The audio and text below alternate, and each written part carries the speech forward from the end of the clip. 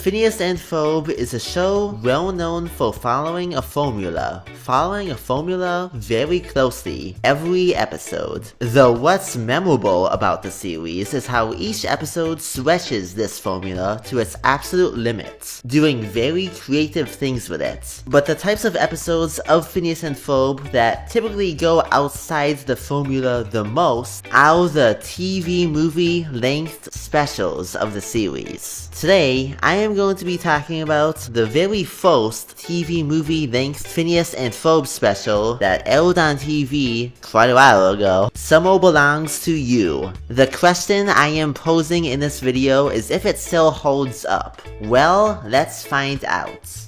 In the special, Phineas and Ferb decide they're gonna use an airplane to travel all around the globe in 24 hours, to make it the biggest and longest day of summer. And Buford is a lot more antagonistic in this episode than how he eventually became depicted as being in the later seasons of the series. He's like how he was when he was originally introduced in the series, which might or might not be in line with how he is in the majority of season 2. I haven't seen much of the second season in a while, so I don't remember if it's in season 2 or season 3 that he is still a bully, as he bullies Baljeet still, but they definitely toned down the bully aspect of his character, making him not really ever much of an antagonist to Phineas. Anyways though, so that's how he is in the special. I don't know if it's just me not being good at, I don't know, paying attention or science or whatever, but it kinda took me like a few extra minutes to kinda understand what Phineas and Ferb's plan for the day actually is, because they say they want to make the longest day of summer, but I was confused at first as to how traveling all around the globe would make it the longest day of summer, but then I realized, oh wait, so what they're doing is following the sun, I'm pretty sure. Okay, that makes sense. Just saying though, if it took me, an 18-year-old, a bit of time to understand that plan, it might, you know, kinda go over a lot of kids' heads, and I think it did go over my head when I was a kid, but there was nothing wrong with that. In fact, oftentimes it's seen as a good thing if a show for kids has stuff in there that you understand more when you get older. It makes the series seem like less of a show just for kids and thoughtful, something that Phineas and Ferb actually often is. Okay, so Buford bets Phineas he won't be able to succeed at his plan to make it the biggest day of summer, saying if Phineas loses the bet, he'll have to say summer can't be what you make it, thereby completely changing his ideology, and he'll have to do nothing for the rest of the summer. And if Buford loses the bet, he'll have to give all the bikes he's taken from people back to those people he sold them from. Phineas takes the bet, which does add a bit of tension to the special, because Phineas is a character who always tries to make the most out of everything he does, every single day. If he loses, he'll have to not do that. Candace is worried about Jeremy being single and by himself in Paris, France, with a bunch of French girls. Doof kidnaps Major Monogram and plans to force him to press a button that would drop a giant water balloon on the entire International Good Guy Convention, which is something we never actually get to see, but we know takes place in Tokyo and is of high importance. The reason Doof wants to make him do this is because it would ruin Major Monogram's reputation and the OWCA would fall. And I love how they brought up the organization without a cool acronym thing, because that's always one of my favorite jokes in the series. Doof also takes Vanessa on a vacation, but it's really so he can go along with his evil scheme. And when she finds out about this, Vanessa gets mad about Doof always focusing on evil schemes, so she walks off on him and says she's going to Paris. Just then, Phineas and Ferb show up in their airplane and she takes off with them. They fly to Tokyo, Japan, and they visit Stacy's extended family, and then, they do this.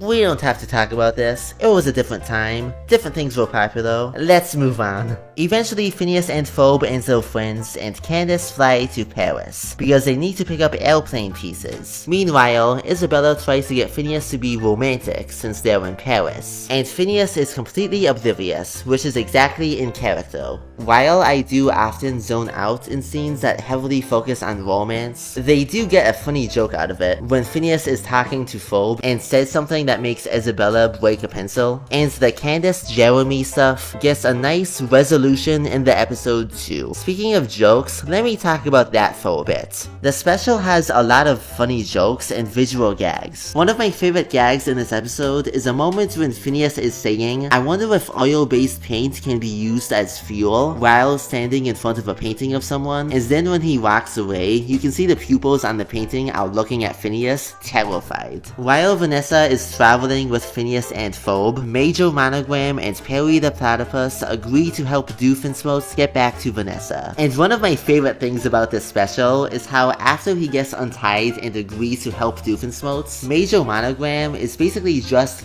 there during half the episode. He's just chilling and going along with everything, making some grumpy comments here and there. They find Vanessa, and when Vanessa sees Perry the Platypus and Major Monogram with Doof, she's like, "I can't believe you brought Roke with you again." And Major Monogram is basically just sitting there the whole time. It's hilarious. Then Major Monogram does try to arrest Doof near the end of the special, but Doof gets away, and Monogram is just like, whatever. So many things go bad in this episode while Phineas and Ferb are trying to fly their airplane. It's like they've got Milo Murphy following them.